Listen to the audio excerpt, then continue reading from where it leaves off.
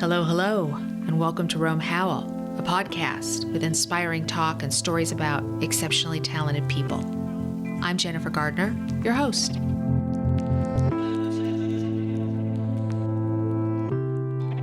Welcome to episode 11 of Rome Howell. I'm going to take the opportunity to talk about a topic that I have been thinking about a lot lately, and that topic is perfectionism.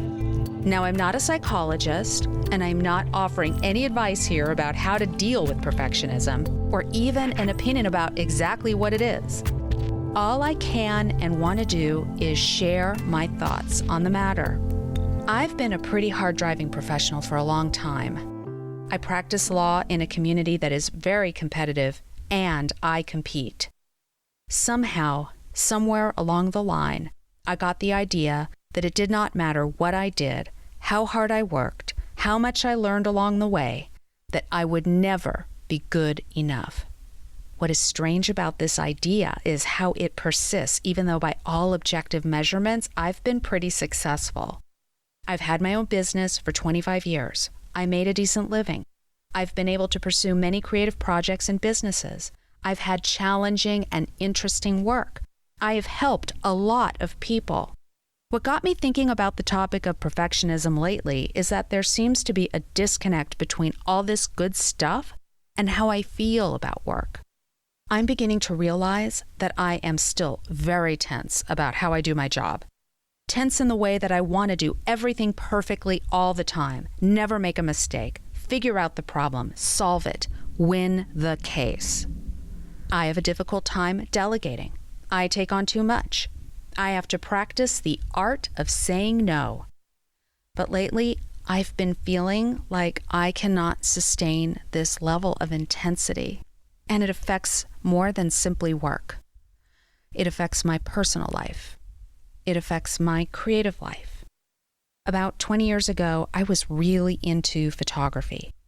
Taking photos, showing them. I showed them in different countries. I was invited to photograph people all over the world. I pursued this and I put my work out there, but then I stopped. I continued making work, but I stopped trying to show it. I kept thinking, no, the work is not good enough or ready yet. Someday it will be, and when it is, then I'll show it. Eventually, I stopped showing it altogether. Then I almost completely stopped making it. Not completely, but almost. The outflow constricted to a trickle. I came down with a strong case of someday syndrome. Someday I'll finish this project or that project, and then I'll put it out into the world. But someday never came, because I was waiting for it to be perfect. Now, with this podcast, I spend a fair amount of time making episodes, but I'm trying to not overthink or overplan them. I am trying to have them be a spontaneous, improvisational experiment, a series of unedited, unrehearsed conversations and mini monologues. I'm trying to take the advice I've been given and release them as unrefined, organic creatures out into the world. Someone told me in the beginning, your podcast should be cringeworthy. Well, mine are. They are far from perfect, and when I listen to myself, I cringe. But the feedback I'm getting is so positive in the sense that listeners tell me that in this chaos, they are feeling inspired, educated, and even entertained. That is so cool. That makes me very happy. That shows me that I can create good things without being perfect, and everything will still turn out okay. Maybe even better than just okay. By doing this project, I feel satisfied in a way that I haven't felt satisfied creatively in a really long time. And I think part of that is the joy I feel in creating something positive and releasing it into the world without it being all perfect. So I guess the takeaway from all of this is if you are at all on the fence about your next move, whether it be in business or art or whatever the next thing is that you want to try, don't wait. And especially if you are afraid about how it will turn out or what people will think or what will happen next, I dare you to do it anyway. I dare you to be imperfect to stand in your fear, to do it anyway, and to see what magic happens. Hey listeners, are any of you interested in starting your own podcast? Is this something you would like to do yourself?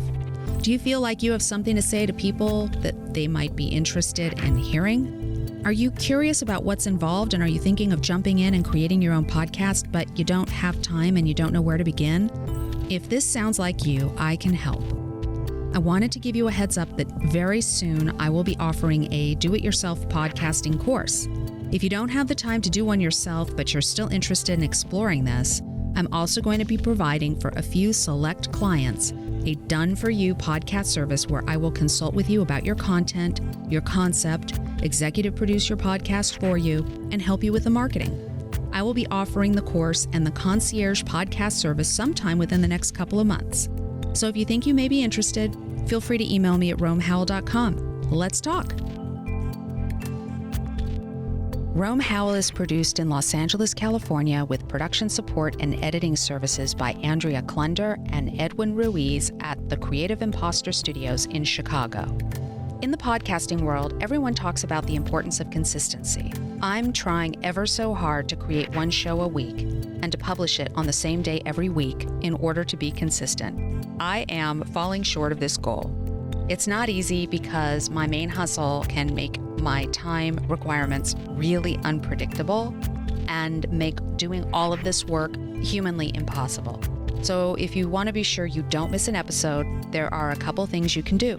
Subscribe and download on iTunes, or you can sign up to receive email alerts on the Rome Howell website at romehowell.com. I promise I will never sell or give away your email address to anyone. That's it for this episode of Rome Howell. I'm Jennifer Gardner, podcasting from Los Angeles, California. Please leave me comments and suggestions for stories you would like to hear, people you would like me to talk to, questions you would like me to ask. You will find me at Rome Howell on Facebook and at Jen B. Gardner on Twitter and at romehowell.com, where you can email me and sign up to hear the podcast every week. I really look forward to receiving your questions and your feedback and your requests. I'm grateful, and it's a lot of fun to be able to talk to you this way. So thank you for listening. Take care.